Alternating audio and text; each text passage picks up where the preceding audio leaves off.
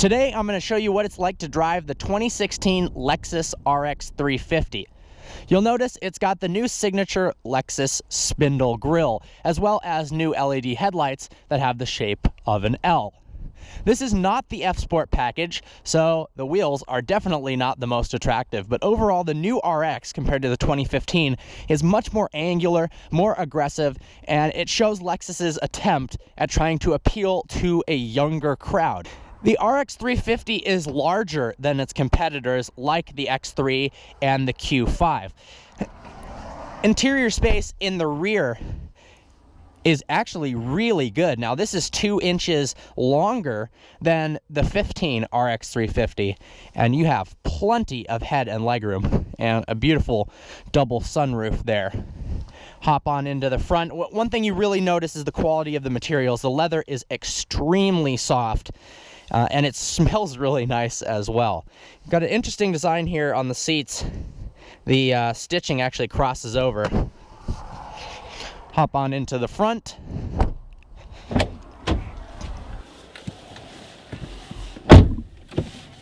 Push button start. Now, one of the best parts about the RX actually is its steering wheel. This has a heated steering wheel, click this button down here, and the 2 leather pads on the side warm up. And then on the back side of the wooden part, it has this lovely little indentation pattern that feels really nice when you slide your hands over it to make a turn. The infotainment system, however, is not that great. I do like how large and the styling of the unit itself, but it's kind of confusing. Why is the screen so small in such a large area? It's not the best. It's pretty intuitive, but in terms of graphics, it's definitely last generation. You know, with buying the Lexus over the BMW or the Audi, you're going to be saving money. There's a lot of value here. But while you do have the brilliant high quality materials like this leather and this wood, and you've got a nice analog clock, some of the technology is pretty outdated. However, the controls are really ergonomic. Your hand sits perfectly here. I don't like this. The little cursor, oftentimes when you click it, if you don't click it perfectly straight down, it'll slip over to the side, and that can cause some frustration. We've got a heads-up display in front of me. Hopefully you can see that. It shows the direction you're headed, your speed, and if you put in navigation, it actually shows turn-by-turn directions, which is awesome. So let's throw it in drive and start moving here.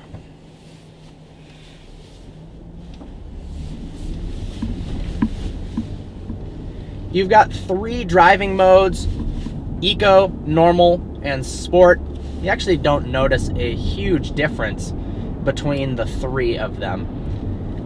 But the RX350 feels to me like a higher off the ground sedan. This does not feel like an SUV in terms of driving dynamics. It's like a Lexus ES350, but just raised up a bit.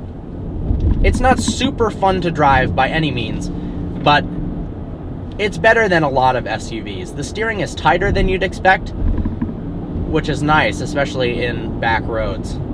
The car also revs quicker and higher than you would expect even in normal mode. So just going around town, it holds RPMs higher before shifting than a lot of other cars. We've got a 3.5 liter V6, hence the name RX350, 295 horsepower, which is up 25 from the previous generation, and 267 pound-feet of torque. And now it's mated to an 8-speed automatic transmission, which improves fuel economy by 5% over the previous generation. And all the added luxury and goodies in this model, the weight actually increased by about 40 pounds. So that's that transmission, even with the added power, able to get better fuel economy. Great frontal visibility, huge front window. Over the sides, good visibility over the sides and rear as well. You've got collision avoidance and a host of safety features in order to keep you and your family safe. This is definitely a vehicle that can be used to transport your family to and from soccer games, to school and whatnot. plenty of space in the rear, as well as plenty of cargo space. It's an easy to drive car. Doesn't take any real effort whatsoever. You instantly feel comfortable when you get in the RX350, which is definitely nice. My hands are starting to warm up with the heated steering wheel. It's an awesome feature. You've also got heated and cooled seats here for both the front passengers. You got memory seats, 3 different settings. It's a nice convenience feature. In terms of acceleration, at higher speeds, it doesn't pull very hard. It's not a quick vehicle. However, at lower speeds, 20 to 40 miles an hour, it does pull pretty good. It's definitely adequate for what it needs to be.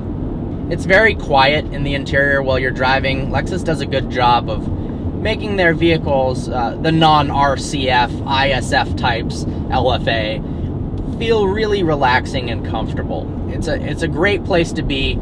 I love the wood trim. The leather feels very nice.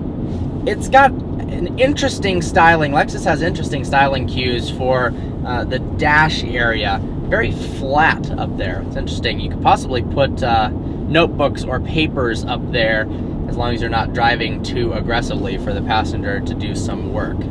But it makes the interior feel a bit more spacious. You've got so much room in front of you.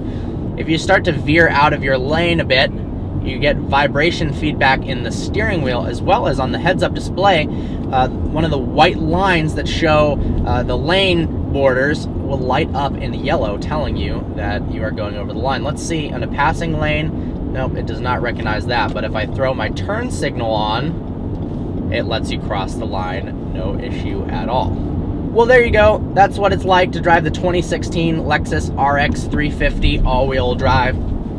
It's easy to drive. It's more spacious than its competitors. It's got adequate power, a good amount of luxury.